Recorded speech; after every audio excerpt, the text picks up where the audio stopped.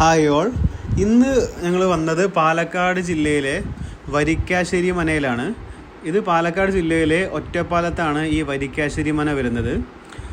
അപ്പോൾ നമുക്കറിയാവുന്ന പോലെ മോഹൻലാലിൻ്റെയും മമ്മൂട്ടിയുടെയും ഒക്കെ ഒട്ടുമിക്ക ഹിറ്റ് സിനിമകളും ഷൂട്ട് ചെയ്ത ഒരു ലൊക്കേഷനാണ് ഈ വരിക്കാശ്ശേരി മന. എടുത്തു പറയുകയാണെങ്കിൽ നമ്മളുടെ ദേവാസുരം, രാവണപ്രഭു, നരസിംഹം, പിന്നെ മോഹൻലാലിൻ്റെ ഹലോ, മമ്മൂട്ടിയുടെ വല്യേട്ടൻ, പിന്നെ അങ്ങനെ ഒരുപാട് സിനിമ ഷൂട്ട് ചെയ്ത ലൊക്കേഷനാണിത്. ഈ കാണുന്ന സീനൊക്കെ ഓർമ്മ വരും. നമ്മൾ ഹലോയിലെ മോഹൻലാലിൻ്റെ ആ സിനിമയിലെ ആ പാട്ടൊക്കെ നമുക്ക് ഓർമ്മ വരും. ശരിക്കും ഇതൊരു പഴയൊരു നമ്പൂതിരി ഇല്ലം സെറ്റപ്പാണ്.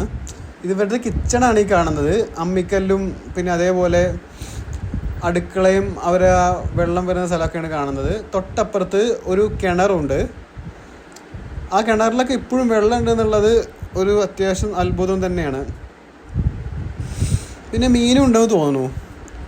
പിന്നെ ഈ കാണുന്നതാണ് അവരുടെ അടുക്കള, അല്ലെ ആ ഒരു ഇതൊക്കെ അടുപ്പ് വെക്കുന്ന സ്ഥലം. എനിക്ക് തോന്നുന്നു ഇവിടെയാണ് ഇവരൊക്കെ കുക്ക് ചെയ്തിരുന്നതെന്നാ. പിന്നെ അതിന് തൊട്ടപ്പുറത്ത് വേറൊരു ഇത് കൂടിയുണ്ട്, ബിൽഡിങ് കൂടിയുണ്ട്. അതും ഈ മനയുടെ ഭാഗം തന്നെയാണ്.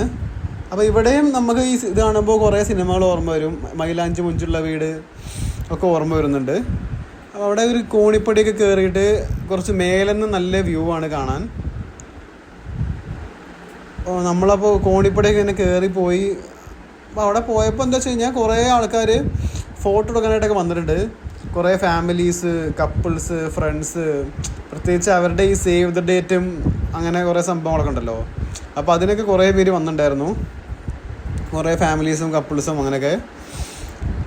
പിന്നെ കുറേ ആൾക്കാരുണ്ടായിരുന്നു, അത്യാവശ്യം കുറേ വണ്ടികളും കുറേ മനുഷ്യന്മാരൊക്കെ വന്നിരുന്നു.